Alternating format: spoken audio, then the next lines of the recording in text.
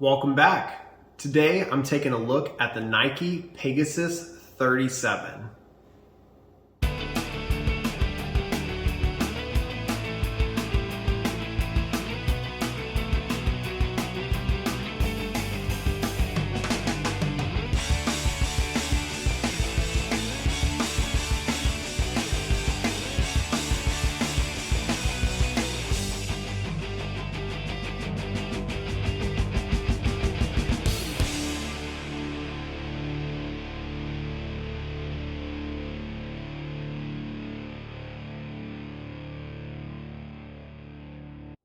So today I'm taking a look at the Nike Pegasus 37, and there's a lot going on with this shoe. So I know this has been out for a little while, and I am doing kind of my first run review on this shoe.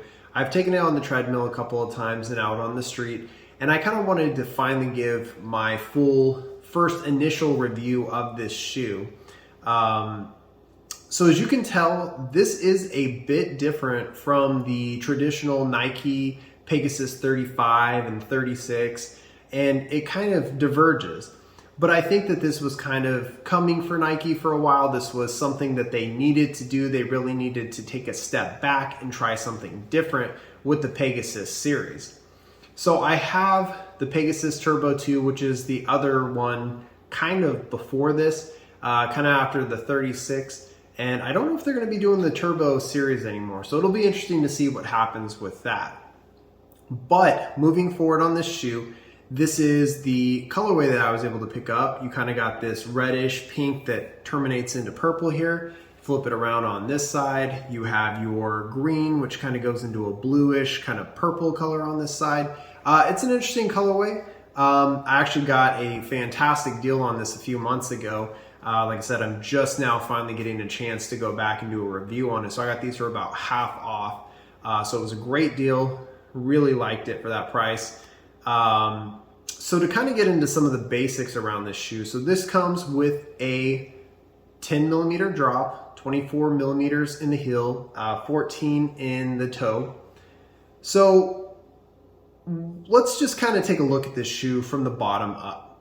So when we look at the bottom of this shoe, you're going to see that there's an interesting kind of track pattern here. So you kind of have like these long rectangulars on the outer side of the foot, and then you have more of these squares kind of in the midfoot and on the inside. So a little bit of a different kind of track pattern, something, kind of interesting. But the biggest, most interesting part of this shoe is how thick this sole is. The rubber on the sole of this shoe it's thick. I mean, it is very thick, almost unnecessarily thick, but I think for long-term durability, they're trying to protect this, this React foam midsole, which is actually a change from the previous Pegasus series, which used a Cushlon material. So it was nice to see them move into the newer style of foam and kind of what is going forward, which will be the flagship for the majority of them, unless they decide to eventually move to the ZoomX foam. This is what you're going to see on most of it, is the React foam. So the React foam is more durable. So that's why I'm kind of surprised that they put such a thick rubber sole across the bottom. But you know what, that was their choice, so more power to them. Now, my only issue is, I don't know how much that added weight. Nike has always been a stickler for keeping their shoes as light as possible. So this in a size 14 actually came out to be 13 ounces.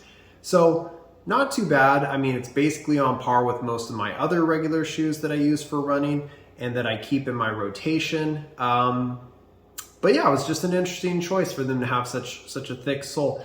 Anyways, moving past that, the next most important thing is, I don't know if you can see as well on that side as you can on this side, but either way, there is a lot of React foam. I mean, it is thick. It is not as thick as you can see coming up here. It's a little bit below this point, but it is thick. It is a very thick React foam. And the problem is, I have a bunch of React foam shoes. This doesn't feel like React foam. And it felt kind of weird because it felt more firm than React, because what I'm used to with React foam is it's something that's very soft, very compressible, very comfortable when running. So when I ran in these, the difference that I noticed was a more stiff feel in the run. And it wasn't a bad stiff feel, it just didn't feel like React foam. It was something different. So it'll be interesting to see when they come out with the Pegasus 38. I'm assuming that they drop the they drop how much foam that they have in this shoe. They're going to drop the rubber soles on the bottom to bring it to the next level of what they're doing with the Pegasus series. So as we move to the upper, it is a very breathable upper. It's kind of like dual layered. It's got like a soft layer on the top and then another breathable layer below on the bottom.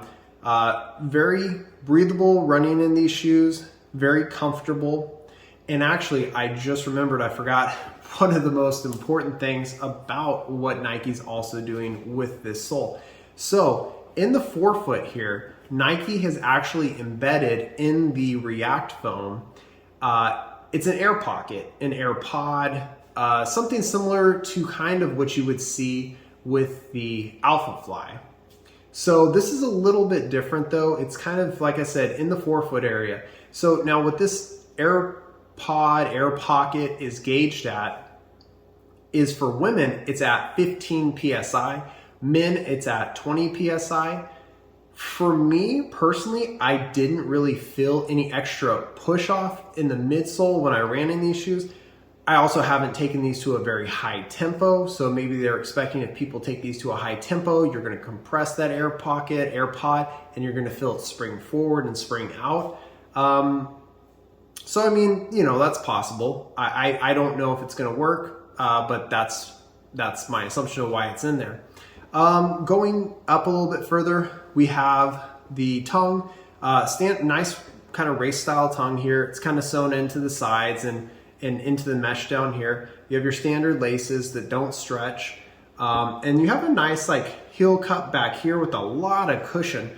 Only problem that I noticed though is there is some slippage when running in these shoes. Not a whole lot. It's more when you're walking in these shoes than when you're running in them. Just a slight bit when you're running. A little bit more when you're walking in these shoes. So, you know, there's that's going on with these shoes as well. So these shoes for me ran true to size. Size 14 ran true to size. This is where it kind of feels more like an old Pegasus with the Pegasus series. It's very tight in the toe box area. It felt a little bit more comfortable than what you would see in the 35s or 36s. But it felt a little bit wider. So it was nice. It felt comfortable, but it felt tight. And I don't know why they made it feel so tight, because I feel like this shoe, everything else about this shoe is to kind of broaden its horizon, to make it more of like a, I don't know, kind of like a race style kind of shoe almost, where it's tighter in the toe box, where you want to feel that compression if you're running a 5K, 10K, trying to PR. So I don't know why it's so tight down here, but leaving that out of it, still a comfortable shoe. So long term, how do I see it? Upper durability is great. I don't have any issues with this. I don't think that this material is going to tear. It's a very strong, nice material. The soles are extremely well protected by all the rubber that they put to protect the React foam. So I don't think you're going to have any durability issues long term. This shoe is going to go for hundreds of miles, especially maybe with this enhanced React foam. It's going to go even longer, maybe. You know, they put a lot into this shoe, so I'm expecting hundreds and hundreds of miles out of this. Who is this shoe for? In my opinion, this is probably one of my most, this shoe basically epitomizes a daily trainer. This shoe is exactly what you think of when you think of a daily trainer. I'm never going to really bust this shoe out to try to hit a PR. I'm never going to try to use this as a tempo running shoe. I'm going to use this as a slow-paced daily trainer, long distance trainer, or just for walking. These shoes are incredibly comfortable just walking around in. So, you know, there's a whole multitude on the lower end for people to use this shoe for. I am not going to use this for races. I'm not going to use this for high tempo. I'm going to use this for maybe recovery days or just as a daily trainer. So these shoes retail for about $120.